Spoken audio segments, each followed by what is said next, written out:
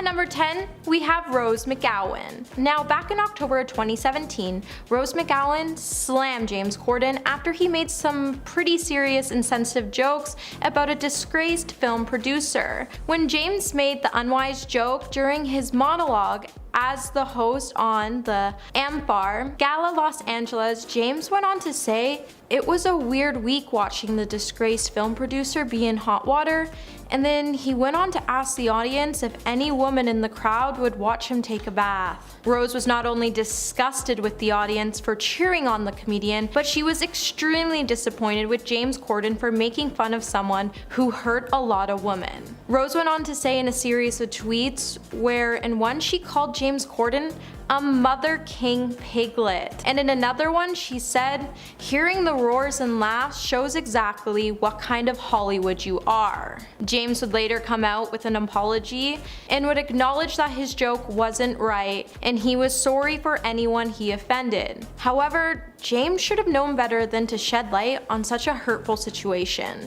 At number 9, we have Halle Berry. Halle Berry is said to be one of the sweetest actors in Hollywood, so it makes you question what James might have done to get on her bad side. With the actress appearing on TBS Drop the Mic show with James, let's just say it got a little heated between the two stars.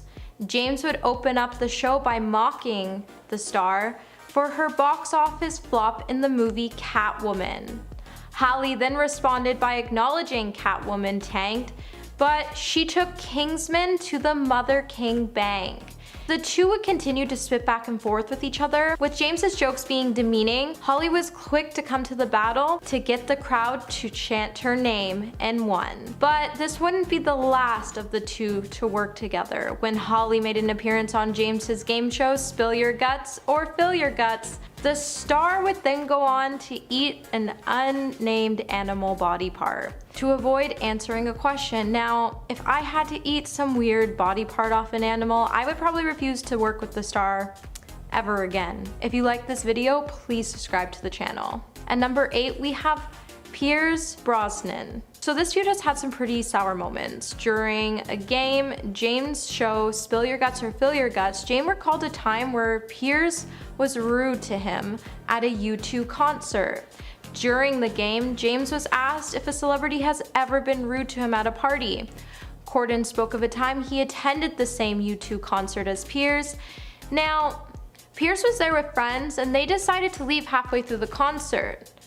James went on to note that he and his wife moved into the area that they were in, and Pierce went to push him out of the way when he came back.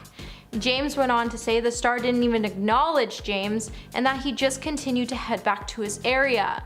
James then labeled him as the rudest celebrity alive. If someone called me rude after stealing my spot, I probably wouldn't want to work with them either, but at the same time, I certainly wouldn't have pushed them out of the way. Now, Pierce never talked about the incident, so who knows if it was actually true. At number 7, we have Patrick Stewart. Now, in 2010 at the Glamour Awards, James Corden was at the height of his career while he was hosting the event. However, Patrick Stewart was also present at the event, and he was tasked with presenting the category for Film of the Year. When he stepped up to do his role, Patrick would begin to tease the comedian for his body language throughout the event. Patrick would say, "I want to speak to James here." "It's James, isn't it?" James would then walk up to the star and the two had an epic stare down. While the star carried on with his critique, Patrick noted that when the presenters were on stage and the recipients were receiving their awards, James was standing in the back of the stage with his hands in his pockets, looking around like he wished he was anywhere but in the event. Now the two began to spit insults back and forth with each other until James made a pretty insensitive joke about Patrick's age. Well, all I can say is age doesn't define us, and sometimes it's better just to laugh at yourself than to overreact. Number 6, we have Liam Gallagher. Liam Gallagher once called James Corden a knob while stating why he would never join the star on Carpool karaoke. In an interview with GQ magazine, Liam branded the star as a knob and mistaken him for starring in Gavin and Stacey. Liam was asked if he would ever consider doing Carpool karaoke, and he refused by saying, "No thank you very much, not a chance mate," with that flat folk from Kevin and Perry. Liam's girlfriend pointed out that the show he meant to say was BBC's comedy series Gavin and Stacey. Now, James starred in the show in 2007, and that's how he came to stardom. Liam then notes he never watched the show and he doesn't have to watch it in order to know he won't like it. Now, the two did seemingly make up just in time for Liam to play on James Corden's show back in October of 2017. But who knows how long the two will stay on good terms, as Liam once said he likes his potatoes roasted. At number 5, we have Jack Allison.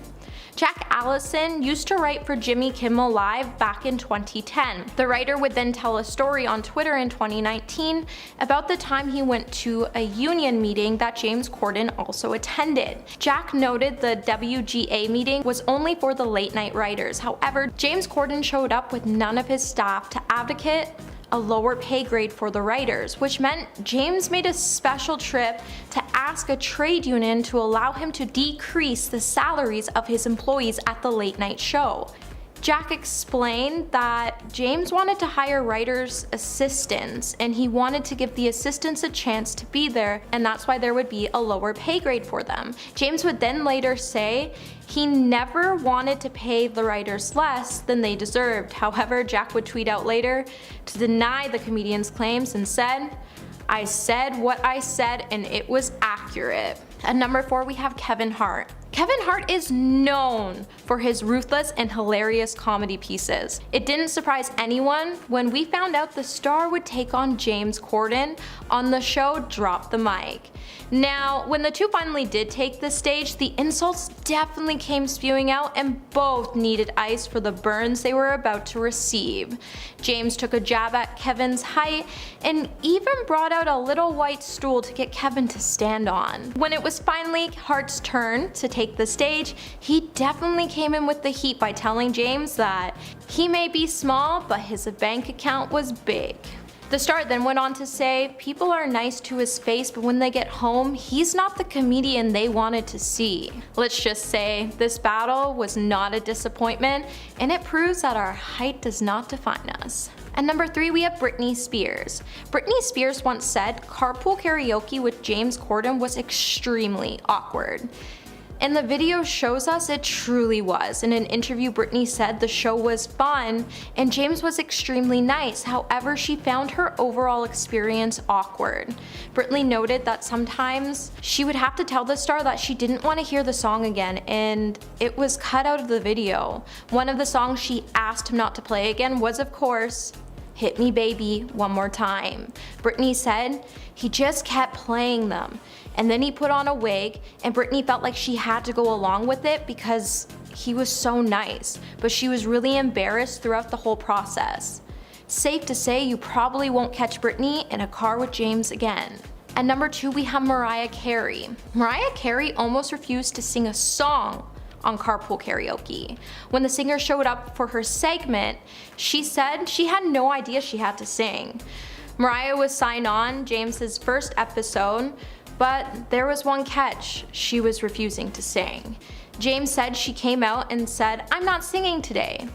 James, being completely understanding, said he would drive around and they would just have a chat. While struggling to initially secure even a fifth-rate act for the show, James was excited to sign Mariah Carey. So when on the drive, he said to himself, this is carpool karaoke, so without the singing, it wouldn't be the show he wanted. So the star decided to sing to Mariah, so at least it was still on the show. Luckily for James, Mariah would change her mind and would sing along to a number of her greatest hits with the comedian. In the number 1 spot today, we have Bryan Adams. Bryan Adams once walked out of carpool karaoke, and how he did it will definitely leave you laughing. Bryan was invited onto the Best of 80s Carpool Karaoke segment, which would be in honor of the Back to Future anniversary.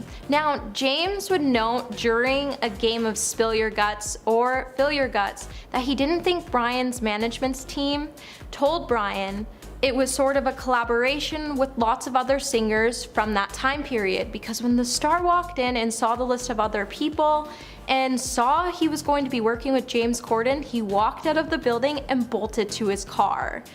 Brian was never heard from or seen from on the set again. He just bolted and was gone, which makes you wonder, who was on that list to make him bolt, or was it just James Corden? Number 10. Florence Pugh. As we know, the Hollywood it girl appears in Olivia Wilde's new film Don't Worry Darling alongside Harry Styles.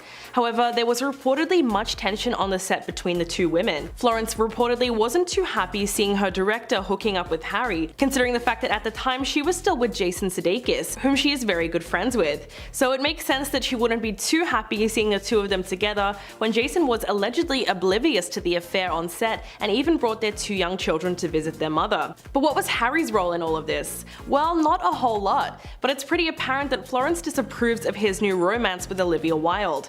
During the premiere of Don't Worry Darling at the Venice Film Festival, fans noticed that the actress avoided both Harry and Olivia like the plague. She posed for group shots with the entire cast, but did not get any photos alone with Harry, even though they were both central characters and love interests in the film. Florence also was said to have avoided eye contact with both of them throughout the premiere and seemed to leave the event as soon as possible. So with everything that went down, it's highly unlikely they'll be working together again in the future. If you're loving this video so far, please hit that like button, it would really help us out. Number 9. Shia LaBeouf. The actor was initially cast as Jack in Don't Worry Darling, but in September of 2020, it was announced that he would be replaced by Harry Styles. Olivia then made some very explosive comments alleging that she fired Shia due to a no a-hole policy that she has while directing. She told Variety, "Shia's process was not conducive to the ethos that I demand in my productions. He has a process that in some ways seems to require a combative energy, and I don't personally believe that is conducive to the best performances. Ultimately, my responsibility is to the production and to the cast to protect them." But Shia was not very happy with this side of the story and decided to publicly expose Olivia. He emailed both the director and Variety to deny that he was fired, instead saying, "You and I both know the reasons for my exit. I quit your film because your actors and I couldn't find time to rehearse." And he proceeded to leak a video of Olivia begging him to stay in the film. Shia seemed to want to set the record straight, but some fans accused him of being bitter and resentful over the fact that Harry ended up replacing him in the film. It sounds like a bit of a reach, but that could be a possibility. Number 8. Zayn Malik. In a moment of honesty, the 29-year-old opened up to US Weekly and revealed the reality of his relationship with Harry, admitting that the two of them barely spoke while they were in One Direction, let alone since. Zayn said, "To be honest, I never really spoke to Harry even when I was in the band, so I didn't really expect that much of a relationship with him, and I haven't had one." Sometime later, possibly in a response to Zayn's comments, Harry appeared on SNL and dragged Zayn during his opening monologue. He said, "I was in a band called One Direction. How crazy would it be if they were here tonight? I love those guys. They're my brothers. Niall, Liam, Louis, and Ringo." If you didn't catch that, he was implying that Zayn was a less important member of the group, as many Beatles fans see Ringo Starr as the least talented and least interesting person in the band. So what was his reaction? Well, a source close to the star told Hollywood Life that Zayn doesn't care what his former band member does or says, and that he'd rather not see his name in a headline with Harry ever again. But the whole thing was hardly a surprise to fans, given that the two of them weren't exactly best friends. They were more like co-workers. Number 7. Mark Wahlberg. This one was one of the most unlikely celebrity feuds in the history of celebrity feuds. In 2014, Mark Wahlberg appeared on Conan and revealed that his daughter's obsession with One Direction infuriated him, so much so that he threatened to beat Harry Styles up. It's pretty clear that the actor was never a fan of the singer to begin with and told Conan that his two little girls would rather talk about One Direction than their dad's movies. Quote, "My 4-year-old's going, 'Daddy, I like Harry,' and I'm like, well, I'm gonna punch Harry in the nose when I see him. She pulls out pictures of him and she's hiding pictures in the room, and I pretend I'm ripping them up and I get jealous. But if I see that little prick, he's gonna get it." Insinuating that if Harry didn't watch out, he was going to risk getting a black eye or two. Mark also discussed a plan to have One Direction do a song for one of his movies, only to lure them in so that he could basically beat the crap out of them. Quote, "I could say, 'Hey, I really want to meet One Direction, I'm a big fan, maybe you can do the title track for the song,' and then I would beat the crap out of them in a video." Of course, it seemed like he was just messing around or being sarcastic, but it was a little odd how long he kept the joke going. Number 6. Liam Payne. Twitter fans ridiculed Liam for airing the dirty laundry of his former 1D bandmates on Logan Paul's Impulsive podcast. The 29-year-old reflected on the band's highs and lows, as well as the various feuds within the group and their personal problems in recent years. But fans took particular issue with the fact that he said his 2017 debut solo track, Strip That Down, outsold everyone else in the band. In fact, the whole interview came off as a little bit of a humble brag for Liam, and a lot of people were confused how he seemingly thought that he was the most successful member of the band. Liam also claimed that he was the chosen leader of One Direction, and disputed the notion that Harry was a frontman of the group. He insisted that the band was formed around him as a part of a promise that Simon had made to him 2 years prior. He explained that when he auditioned for X Factor the second time, he was thrown into the group, and Simon promised to make it work for him, and allegedly decided that Liam was to be the band's leader. But fans were very skeptical of the claim, and even Lizzo said, "I don't know who lied to that poor boy, but he was not the frontman." So it looks like the question is still up for debate. Number 5. Noel Gallagher. The English singer and songwriter who is a member of the band Oasis has a long history of questioning other artists' musical abilities. But Noel Gallagher made a whole lot of enemies when he decided to trash Harry Styles. In fact, he hated Harry even when he was in One Direction, and decided to go on record calling the band members something that rhymes with rock suckers, and said that they would all be in rehab by the time they're 30. Not only that, but he told the Daily Star that X Factor as an institution has nothing to do with music whatsoever, and that performers and bands that came from the show don't work as hard as real musicians. Quote, "You're not telling me that Harry Styles is currently sitting in a room somewhere writing a song. With any joy, he'll be surrounded by a lot of girls. I can assure you he's not got an acoustic guitar out trying to write a middle 8 for something." Noel also claimed that his cat could have written Harry's debut single Sign of the Times in about 10 minutes. The singer has also trashed Little Mix and said that they were not in the same league as his own band, but clearly he doesn't take into account the size of a fan base either. Number 4. Billy Porter. Not everyone was happy to see Harry Styles gracing the cover of Vogue in 2020 while wearing a dress. In fact, actor and director Billy Porter felt that Harry was just copying him. In an interview with the Sunday Times, Porter slammed Harry's gender expression as performative. Quote, "He doesn't care, he's just doing it because it's the thing to do. This is politics for me, this is my life. I had to fight my entire life to get to the place where I could wear a dress to the Oscars. All he had to do is be white and straight." Porter went on to say, "I changed the whole game. I personally changed the whole game. And that is not ego, that is just fact. I was the first one doing it and now everybody's doing it. I created the conversation, and yet Vogue still put Harry Styles in a dress on their cover for the first time." It's easy to see where Porter is coming from, considering that yes, he has spent years making waves in the gender-fluid fashion world, and famously arrived at the 2019 Oscars in a Christian Siriano blazer dress, which kind of broke the internet at the time. But he also wasn't the first and only celebrity to ever push the envelope of gender binaries, so Harry shouldn't have been the target of his criticism here. Number 3. Taj Jackson. Michael Jackson's nephew was fuming when Rolling Stone UK tweeted out the cover of their November issue, which featured Harry Styles. The singer was pictured rocking a white fur stole and pink sequin shorts while holding a birthday cake with lit candles, and the title reading, "Harry Styles, How the New King of Pop Set the Music World Aflame." It's safe to say that this didn't go over too well with Taj Jackson, who immediately took to the comments to roast the magazine and demand a different title for Harry. He wrote, "There is no new king of pop. You don't own the title, Rolling Stone, and you didn't earn it. My uncle did. Decades of dedication and sacrifice. The title has been retired." The 49-year-old is the eldest child of Michael Jackson's brother Taito, and although he insisted that he wasn't disrespecting Harry, his 180,000 followers seemed to be out for blood and started joining in on the hate train against him. One user wrote, "Harry is like every other pop star, a Michael Jackson wannabe that will never be anywhere near as good or as talented as the real king of pop." Then Taj doubled down on his feelings and wrote, "There is only one king of pop, and no offense intended to Harry Styles, but he's not in the same league or universe as Michael Jackson." Wow, Number 2. Lucius. The American indie pop band did not hold back at all when they accused Harry Styles of not properly crediting them after they collaborated with the pop star on his 2019 song Treat People with Kindness.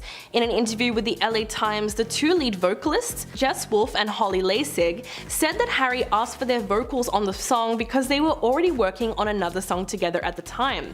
Quote, "We were like, yeah, of course, it's just oohs and ahs, it's not a big deal, and it's a good opportunity for us. But we started singing and we were singing the whole chorus. 2 weeks later, they sent us the track and it was literally us. We started the song, we sing every chorus, just us. We trade off in the bridge, it's us and Harry Styles." The women maintain that Harry didn't even link their band when he put the song on Spotify, which they claimed robbed them of critical exposure that they needed as a relatively unknown band. Quote, "It just hurt. There was an opportunity to spread the love a little bit, which he purports to do all the time, and it could have really helped us." While the situation does sound disheartening, it might not have been something that Harry did knowingly or maliciously. And coming in at number 1, Candace Owens. A lot of people had a lot to say in 2020 when Harry Styles made history as the first male to have a solo cover of Vogue, and just happened to be wearing a dress. To no one's surprise, the controversial conservative commentator did not approve of his clothing choice at all, and so she decided to attack him on Twitter, saying, "There is no society that can survive without strong men. The East knows this. In the West, the steady feminization of our men at the same time that Marxism is being taught to our children is not a coincidence. It is an outright attack. Bring back manly men." She caught a lot of backlash for her comments, and people were quick to call her out for being photographed wearing a suit, and flooded her comment section with phrases like, "Bring back feminine women." In response to this, Olivia Wilde called Candace pathetic for basically attacking Harry's gender expression, and conflating wearing a dress with being feminine. Then in response to that tweet, Candace hit back at Olivia, tweeting, "You're single for a reason," referencing her split from longtime partner Jason Sudeikis, which was announced just days earlier. But regardless of how many people stood up for Harry, it's pretty clear that he just doesn't like labels, especially when it comes to gendered fashion.